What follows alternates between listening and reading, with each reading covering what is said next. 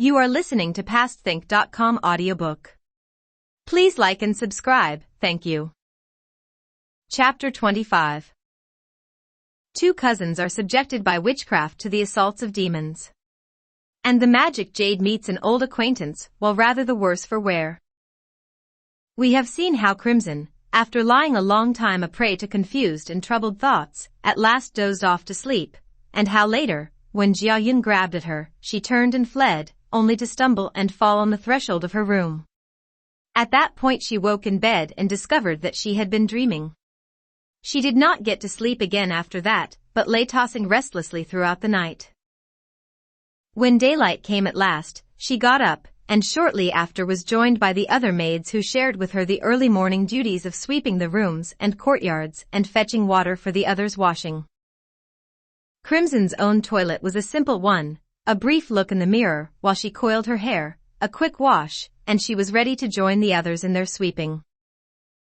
Her encounter with Bao Yu had made a stronger impression on that impressionable young man than she realized.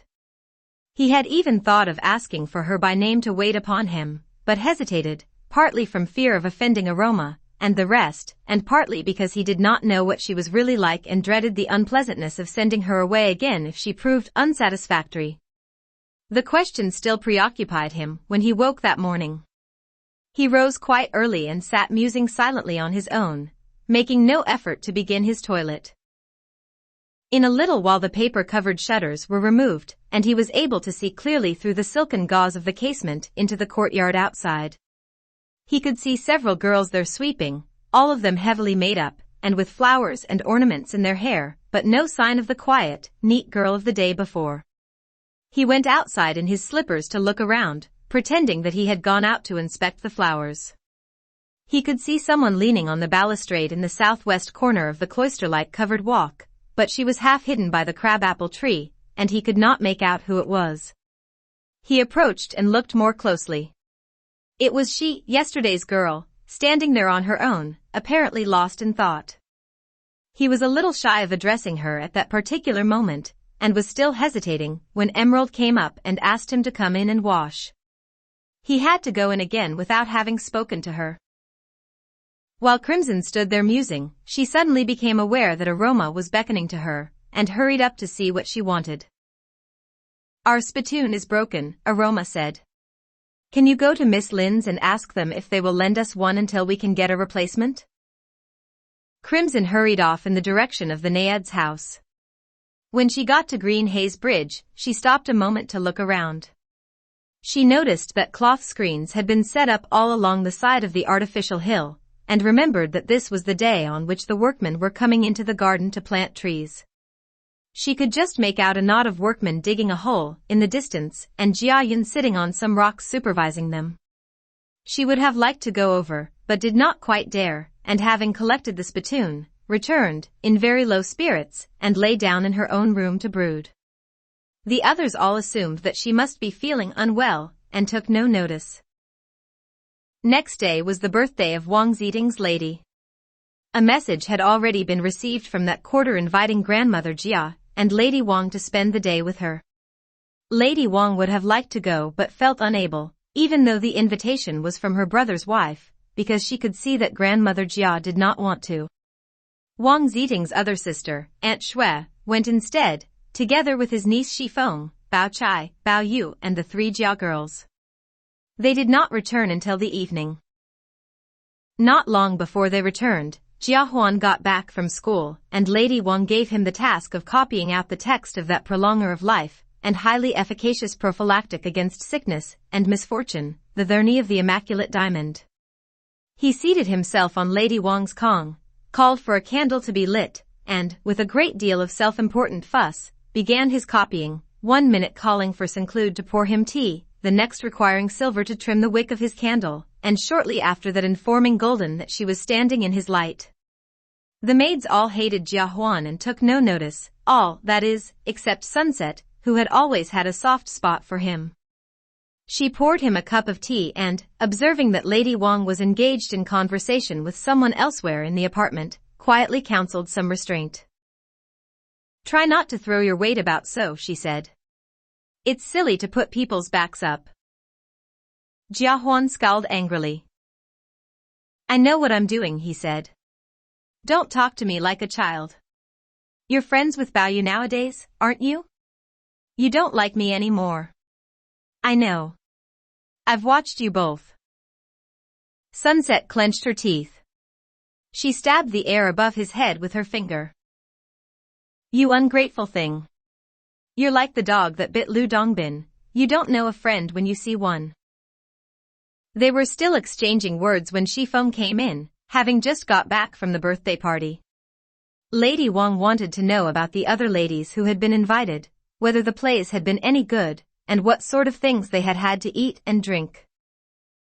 In a little while Bao Yu, too, arrived, and after a few respectful words to his mother, asked the servants to take off his headband and gown for him and help him off with his boots. Disencumbered, he flung himself into his mother's bosom to be fondled and petted by her, then, worming his way up and nuzzling affectionately against her neck, he proceeded to add his own amusing commentary on the day's events. You've been drinking again, child, said Lady Wang. Your face is burning. All this romping about will make you sick. Lie down quietly for a while over there. She made them bring him a headrest, and he lay down behind her, towards the back of the Kong. Sunset was instructed to massage him by gently patting his legs. He tried to joke with Sunset as she knelt beside him, but she barely acknowledged his questions and answered frigidly, directing her eyes and all her attention upon Jia Huan. Bao Yu seized her hand. Come, my dear. You must take notice of me if I speak to you. He tugged at her hand as he spoke, but she snatched it from his grasp. If you do that again, she said, I shall call out. Jia Huan heard every word of this exchange. He had always hated Bao Yu, and this flirting with Sunset, his Sunset, was the last straw. He must be revenged or burst. A moment's reflection suggested the means. He had only to feign a slight clumsiness of the hand, and it was done. The candle, brimming with molten wax, toppled straight onto Bao Yu's face. There was a piercing cry, which made everyone else in the room jump. Quickly they brought standard lamps up from the floor below. By their light Bao Yu's face was seen to be covered all over in wax. Torn between anguish for him and anger with Jia Huan, Lady Wang urged the servants to remove it as quickly as possible, while alternately berating the other boy for his carelessness. Shifeng scrambled up onto the Kong to help the servants, grumbling at Jia Huan as she did so. Huan, you are the most cack-handed creature I have ever met. You are simply not fit for decent company. I don't know why Aunt Zhao hasn't taught you better. Her words reminded Lady Wang that she had been abusing a master in front of the servants. She ceased rebuking Jia Huan at once and, summoning Aunt Zhao, directed all her wrath upon that luckless concubine. This is a fine son you bore us, I must say. He is a black-hearted little monster. You might at least try to teach him better. But no. Time and again I have overlooked this sort of thing, but instead of feeling sorry, you glory in it. You think that when I do nothing, you have got the better of me. Aunt Zhao was obliged to swallow her anger and endure these taunts in silence. She climbed up onto the Kong and made a show of helping the others with the injured boy. She looked at his face. The whole left side of it was badly blistered. It was a wonder that the eye had not been damaged. When Lady Wang saw it, she was both full of anguish for her son, and at the same time, when she thought of the questioning to which she would inevitably be subjected by Grandmother Jia and wondered what she would say, terrified on her own account. To relieve her fear she turned once more on Aunt Zhao. Then, after tongue-lashing the concubine, she comforted her beloved son, and applied antiphlogistic ointment to the blistered part of his face. It does hurt a bit, said Bao Yu when she asked him, but nothing very terrible. When Grandma asks about it, we had better tell her that I did it. She'll blame the rest of us for not looking after you properly, even if you say you did it yourself, said Shifeng. There'll be a row, whatever you say. Lady Wang told them to see him back to his room. It was a great shock to Aroma and the other maids when they saw him. Dai Yu had had a dull time of it with Bao Yu away all day, and in the course of the evening sent several times round to his room to inquire whether he was back yet. It was in this way that she heard about his scalding. She hurried round immediately to see for herself how he was. She found him with a mirror in his hand, examining the extent of the damage.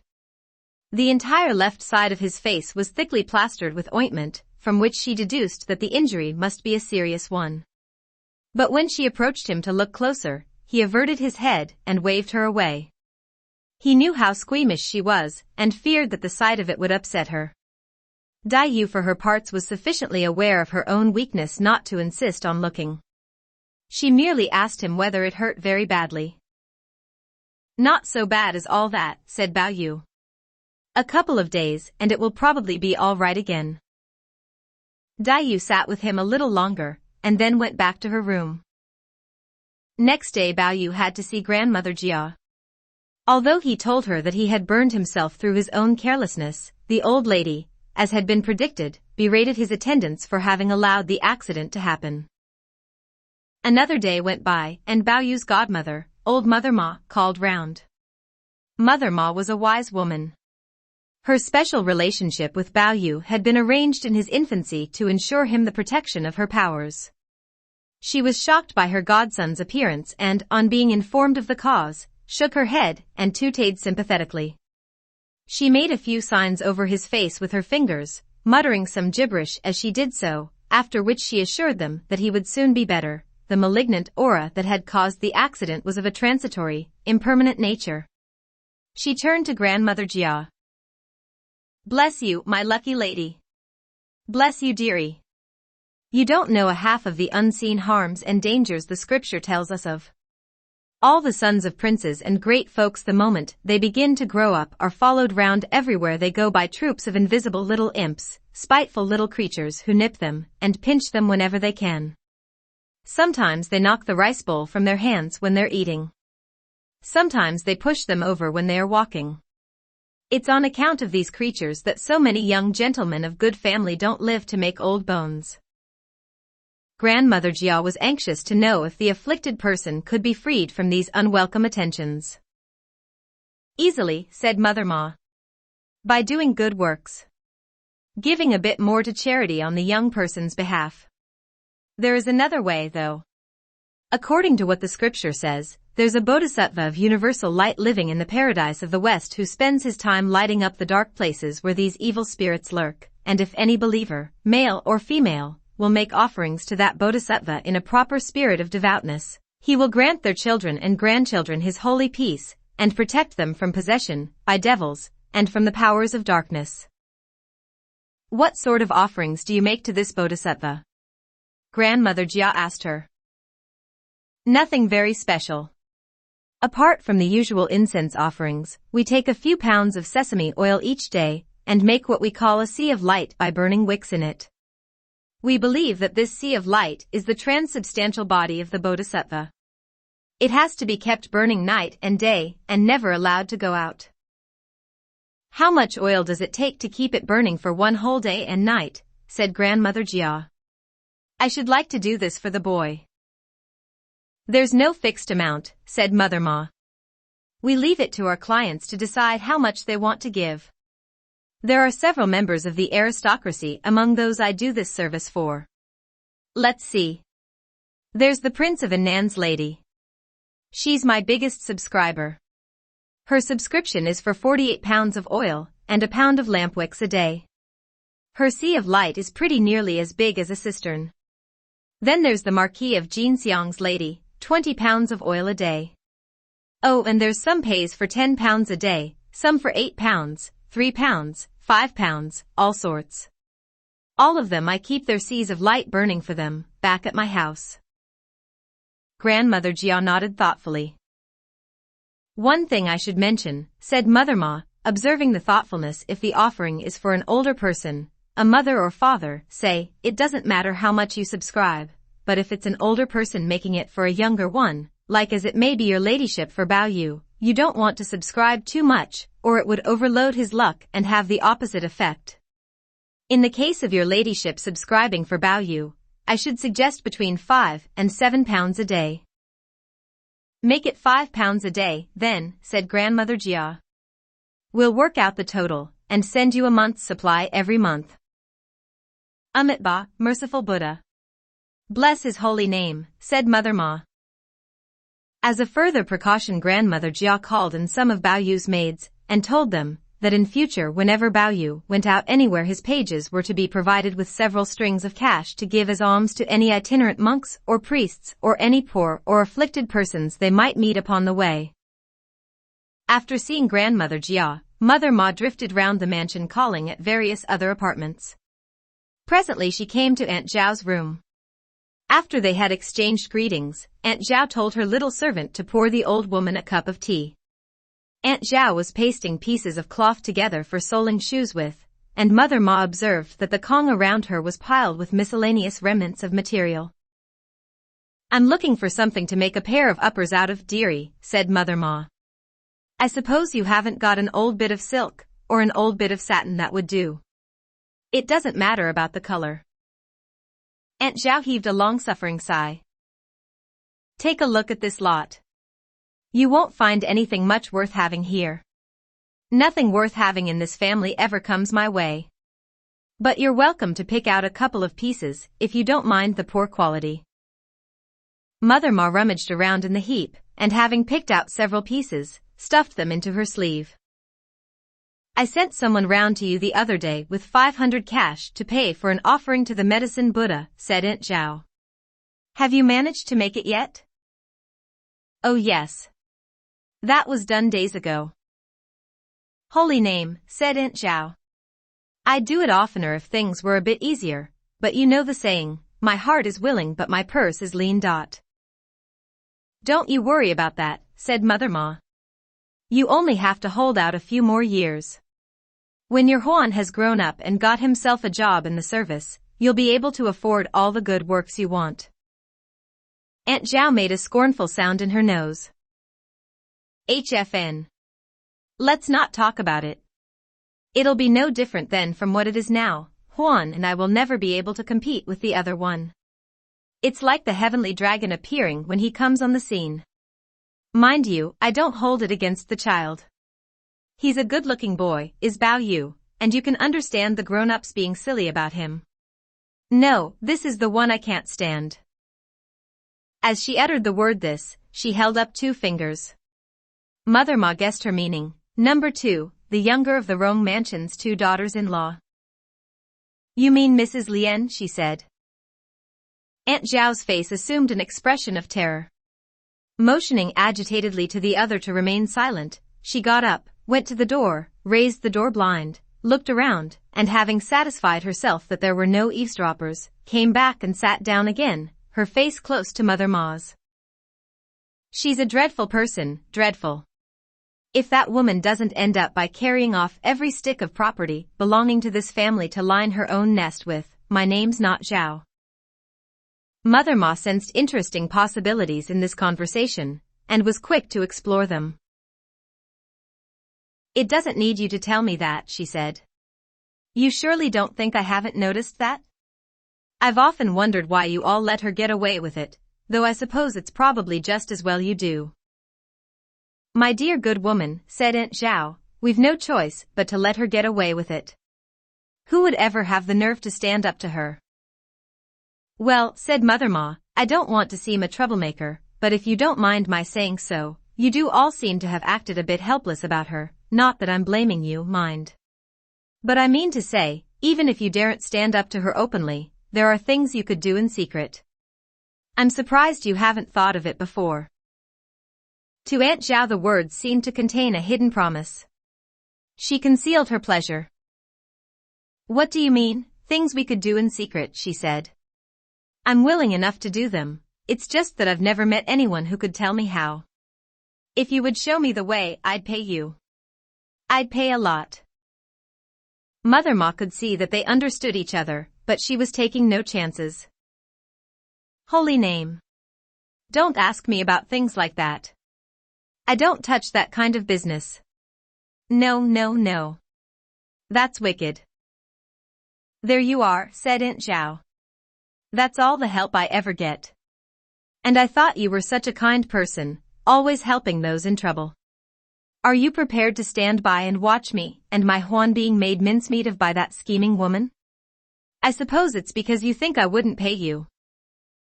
If you was to say that I am too tender-hearted to stand by and watch you and your boy being wronged, said Mother Ma, you would be saying no more nor less than the truth. But I don't know what you mean about pay. What have you got that you could tempt me with, dearie, even if I was willing to do it for pay? Aunt Zhao observed that her opposition to the very idea of helping her in the desired way had considerably weakened. For someone so clever, she said, aren't you being rather stupid? If you help me and it works, with the two of them safely out of the way, everything in this household will be ours. You'll be able to ask for what you like. Fancy not thinking of that. Mother Ma lowered her head and reflected for a while in silence. When that time comes and you're safely landed, she said eventually, you won't want to have anything more to do with me, dearie, not when I've got no proof to show what I done for you. That's no problem, said Aunt Zhao. I've got a few taels put by of my own savings, and I've got some dresses, and there's my jewelry. You can take some of each to be getting on with, and I can give you an IOU promising to pay you so much later on. We can have a witness too, if you like. Are you sure? Why should I tell a lie, said Aunt Zhao, and summoned a trusted crone into whose ear she whispered instructions. PS. The old crone nodded and went out, returning after a few minutes with a promissory note for 500 taels of silver. Aunt Zhao made her mark on it, and then went to the wardrobe to get out her savings. The white shine of silver and the signed and sealed IOU dispelled whatever residual doubts the wise woman may have entertained, for she seized and pocketed both with alacrity, giving hearty assurances of her aid as she did so. Then, after rummaging for some time in the capacious waistband of her trousers, she fished out 12 little paper cut-out figures, 10 of them demons with green faces and red hair and 2 of them plain human figures, and handed them to Aunt Zhao. Dropping her voice to a whisper, she instructed her to write the 8 symbols of her victim's nativity, 2 for the year, 2 for the month, 2 for the day and 2 for the hour, on each of the human figures. Wrap 5 of the demons round each of them, and slip them somewhere under her victims' beds. That's all you have to do, she said. I shall be doing other things at home to help you. It's sure to work, no question of that. But you must be very, very careful. And you mustn't be afraid. While she was still talking, one of Lady Wang's maids came in looking for her. Oh, here you are. Her ladyship is waiting for you. Mother Ma went off in the company of the maid. And there relieve her. Because of the injury to his face, Bao Yu had stopped going out of doors since his accident, and Dai Yu spent a good deal of time in his apartment talking to him.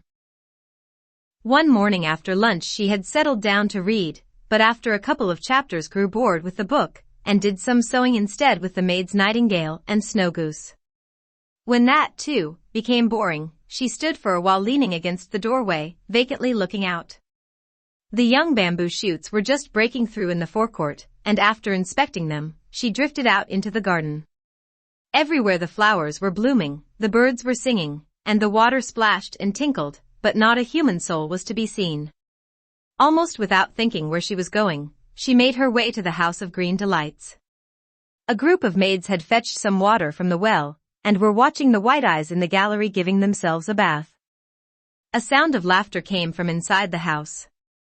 Li Wan, Shifeng and Bao Chai were there already. Their friendly laughter greeted Dai Yu as she entered. Another one. Come in. Come in. What is this? Said Dai Yu, joining in the good humor. A party? I sent someone round to you the other day with 2 caddies full of tea, said Shifeng, but you were out. Yes, said Dai Yu. I'm sorry, I forgot to thank you. Have you tried it? Said Shifeng. What did you think of it? I wouldn't ask, if I were you, said Bao Yu, chipping in. I thought it was rotten. I don't know what the rest of you thought about it. I thought the flavor was all right, said Bao Chai. The color wasn't up to much. That was tribute tea from Siam, said Shifeng. I didn't like it at all. I thought it wasn't as nice as the tea we drink every day. Oh, I quite liked it, said Dayu. Your palates must be more sensitive than mine. If you really like it, said Baoyu, you're welcome to have mine. I've still got quite a bit left, said Shifeng. If you really like it, you can have it all. Thank you very much, said Dayu. I'll send someone round to fetch it. No, don't do that, said Shifeng. I'll send it round to you. There's something I want you to do for me. The person I send round about it can bring the tea as well. Dayu laughed mockingly. Do you hear that, everybody? Because she's given me a bit of her old tea, I have to start doing odd jobs for her. That's fair enough, said Shifeng. You know the rule, drink the family's tea, the family's bride-to-be. Everyone laughed at this except Dayu, who turned her head away, blushing furiously, and said nothing. Cousin Feng will have her little joke, Li Wan observed to Bao Chai with a smile. Do you call that a joke, said Dayu. It was a silly, idle remark, and very irritating. She gave a snort of disgust by way of reinforcement. Shifeng laughed. What's so irritating about it? Look at him. She pointed at Baoyu, isn't he good enough for you? Good looks, good family, good income. There are no snags that I can see. It's a perfect match. Dayu rose and fled. Oh, Frowner's in a rage. Come back, Frowner. Bao Chai called out after her. If you go, it will spoil all the fun. She got up and went after Dayu to bring her back. At the doorway they ran into Jia Zheng's two concubines, Aunt Zhao and Aunt Zhou, come to see Baoyu. Li Wan, Bao Chai and Baoyu made them welcome and invited them to sit down and talk, but Shifeng and Dayu conversed with each other, and rather pointedly ignored them. Bao Chai was in the middle of saying something to the rest of the group, when a maid arrived from Lady Wang's to say that Wang Ziting's wife had come, and the presence of the young ladies was requested. Li Wan and Shifeng rose to go. Aunt Zhao and Aunt Zhou hurriedly took their leave. I can't go out, said Baoyu. For heaven's sake, don't let Aunt Wang come over here. Cousin Lin, he called to Dayu. Stay here a bit. There's something I want to say to you. Hearing him, Shifeng turned back to address Dayu. Do you hear that? Someone wants a word with you. You'd better go back and see what he wants to say. She gave her a push in the direction of the house, then she and Li Wan went off, both laughing. When they were alone together, Baoyu took Dayu by the hand. He smiled and smiled, but said nothing. Dayu felt herself blushing, and tried to break away. Io, he said. My head. Good, said Dayu. It serves you right. Then Baoyu let out a dreadful cry, jumped 2 or 3 feet into the air, and began to shout and babble deliriously. Dayu and the maids were terrified, and ran to tell Lady Wang and Grandmother Jia. Wang Ziting's lady was with them and hurried over with the rest to see him. By the time they arrived he had already tried several times to kill himself, and was raving like a madman. His mother and grandmother were so stricken by the sight that for a few moments they stood mute and trembling. Then, breaking into loud weeping, they cried out to him piteously between their sobs, My son, my child, my darling. Soon the news had spread to the other parts of the Rong household, and to the household next door, and Jiaxi, Lady Xing, Cousin Jin, Jia Zheng, Jia Lian, Jia Rong, Jia Yun, Jia Ping, Aunt Xue and Xue Pan, not to mention Zhou Rui's wife, and a great bevy of domestics both high and low, came hurrying into the garden, adding numbers and confusion to the group of helpless spectators. While they were still wondering what to do with Baoyu, Shifeng appeared, brandishing a gleaming knife in one hand and attacking whatever came in her path. She had already massacred several luckless dogs and hens and now, seeing people ahead, glared at them madly, and would have rushed upon them too had not Zhou Rui's wife and a few hefty and resourceful women servants advanced upon her while the others looked on helplessly, clasped her about the arms and body, wrested the knife from her hand, and carried her off to her room. Patience and Felicity wept piteously to see their mistress in such a state. On this occasion even Jia Zheng's customary impassivity seemed to have deserted him, as he turned this way and that, uncertain on whom to direct his attention. And if Jia Zheng was distraught, the state of the others can be imagined. Most remarkable, perhaps, was the spectacle of Xueqin fussing over his womenfolk, one moment afraid that his mother would be jostled in the crush, the next that Bao Chai might be ogled or caltropped glad-eyed by some wanton male. Cousin Zhen, he knew for a fact, was a notorious womanizer. Then he caught sight of Dai Yu, whom he had never seen before, and forgot his anxiety in gawping admiration of that ethereal beauty. Although no one knew what to do themselves, there were a great many opinions about what ought to be done. Some said an exorcist should be called in to expel the malignant spirits, some that it required a dancing medium to draw them out, some offered charm sheets invoking the demon-quelling powers of the heavenly master and issued under the hand of the Taoist pontiff. Yet in spite of prayers, incantations, divination, and all the expedients that faith and physic could provide, there was no visible improvement in the condition of the patients. At sundown Wang Ziting's lady took her leave and went home. Next day she made another visit to inquire after them. This was followed by visits from the wife of Grandmother Jia's nephew the Marquis, from Lady Xing's brothers' wives, and from the wives of other marriage connections of the family. Bottled charm water, wonder-working monks and Taoists, and highly recommended physicians were also sent round to the mansion by various friends and relations. But the cousins continued delirious and lay on their beds burning with fever and babbling incomprehensibly. At nightfall they became even worse, so that the maids and even the older women no longer dared go near them. The two of them had to be carried into Lady Wang's room on their beds, and set down there side by side so that Jia Yun and a group of pages could watch over them in shifts throughout the night. Grandmother Jia, Lady Wang, Lady Xing, and Aunt Xue stayed near at hand, refusing to budge, though unable to do anything but sit by and weep. Jia Xi and Jia Zheng, afraid that their mother's health would suffer, displayed their concern by keeping themselves and everyone else up throughout most of the night. There were lights burning everywhere and hardly anyone slept at all. Jia Xi continued to hunt everywhere for monks and exorcists reputed able to cure diseases of the mind. Finally Jia Zheng, who saw that their methods were all useless, lost patience with him and tried to make him stop. Young people will die if they must. Nothing can alter fate. And that they are fated to die would appear from the fact that all efforts to cure them have been unavailing. I think we should allow them to die in peace. But Jia Xi took no notice, and the commotion continued as before. By the third day the patients were so weakened that they lay on their beds motionless, and their breathing was scarcely perceptible. The whole family had by now abandoned hope, and were already making preparations for their laying out. Grandmother Jia, Lady Wang, Jia Lian, Patience and Aroma had cried themselves into a state bordering on prostration. Only Aunt Zhao was cheerful, though she did her best to look miserable.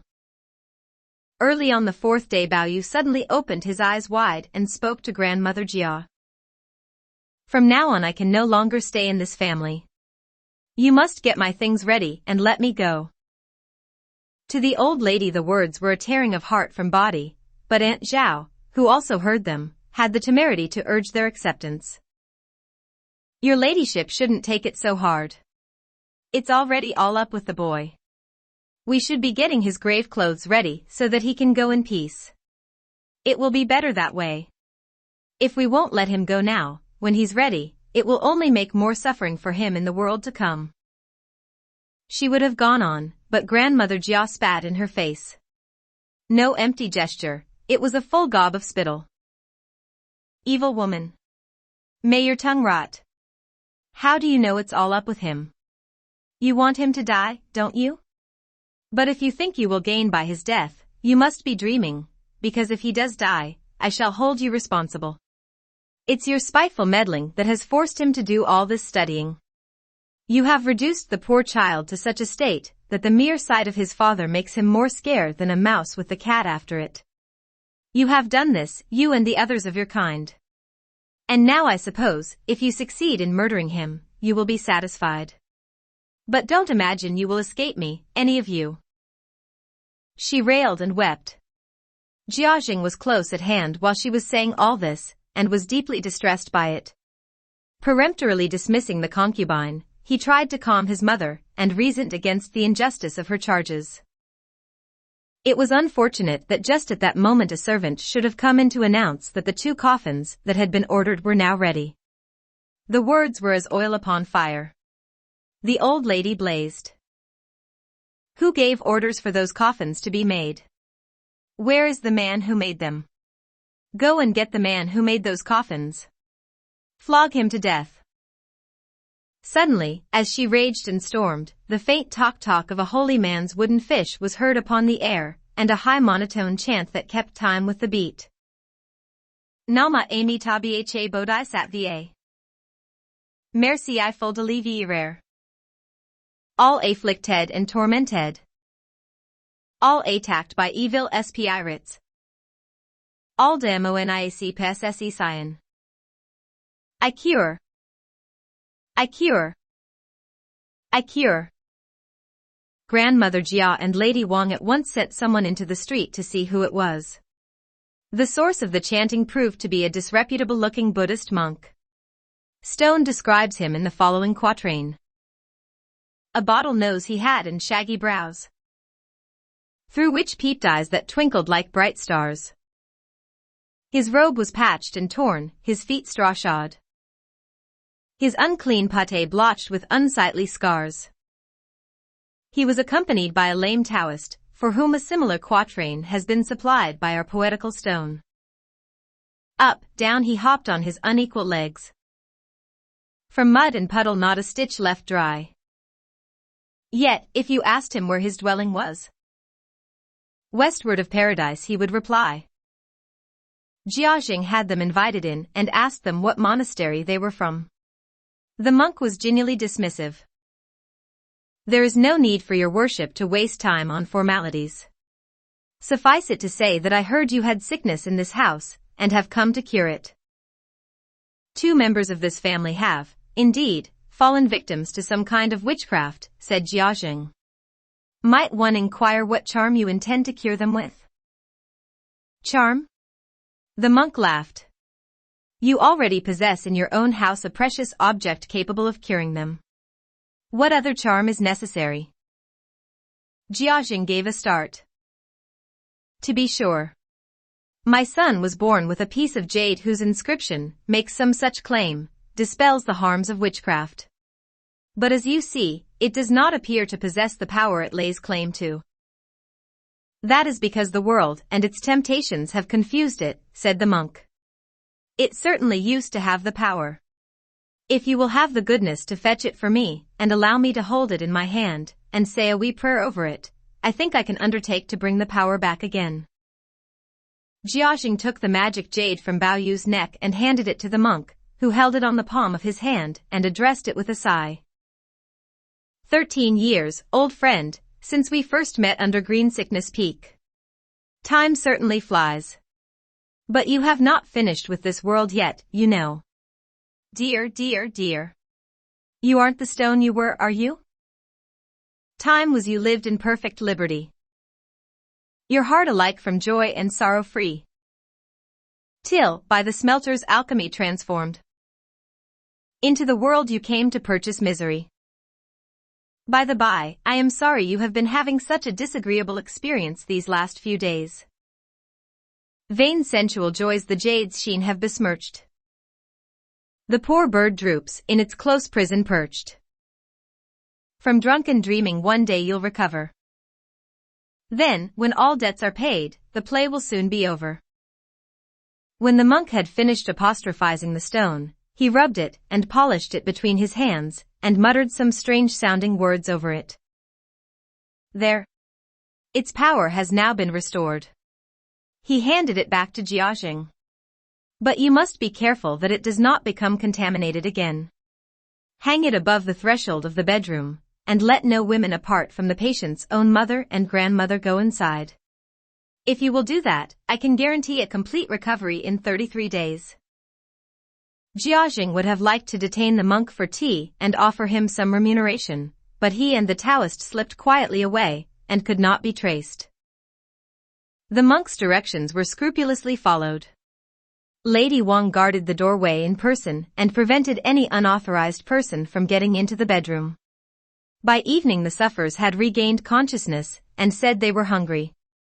This news, so precious to the ears of Lady Jia and Lady Wang, who at once had rice gruel brought in to feed them with, was relayed to the girls in the outer room.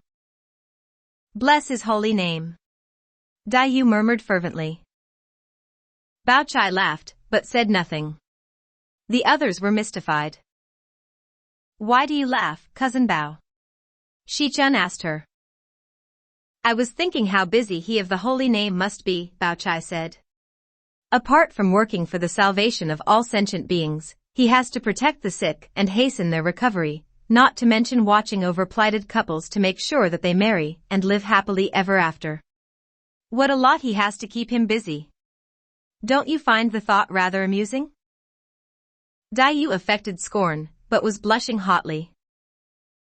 You are all horrid. Instead of following good examples, you all imitate Feng and make nasty, cheap jokes all the time. She raised the portiere and went out. But if you wish to know more, you will have to wait for the next chapter. You are listening to PastThink.com audiobook. Please like and subscribe, thank you.